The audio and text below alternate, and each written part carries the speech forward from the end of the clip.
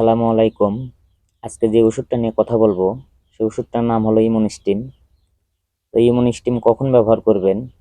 যখন বাচ্চা খামারে নিয়ে আসবেন, নিয়ে আসার আধা ঘন্টা পরে 1 মিলি 1 লিটার পানিতে এই ওষুধ ব্যবহার করবেন। তো এই ওষুধ ব্যবহার করার ফলে কি উপকার হবে? বাচ্চা গাড়িতে জার্নি করে আসার ফলে বাচ্চার ভিতরে একটা ধকল হয়। সেই ধকল থেকে মুক্তি পাওয়ার জন্য এই ওষুধটা অনেক কার্যকর। এই ওষুধের আরো অনেক গুণ আছে। রোগ প্রতিরোধ ক্ষমতা বৃদ্ধি করে, gram positive gram negative bacteria থেকে মুক্ত রাখার জন্য সহায়তা করে। এই ওষুধটা আমি নিজেও আমার খামারে ব্যবহার করি, অনেক উপকৃত হয়েছি। তাই ওষুধটি আপনাদের মাঝে তুলে ধরলাম।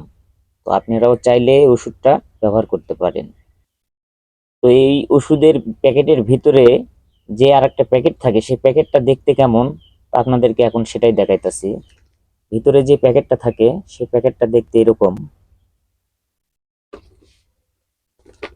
আপনারা দোকানে ভালো করে দেখে নিবেন। এই ওষুধের গায়ে রেট দেওয়া আছে 550 টাকা।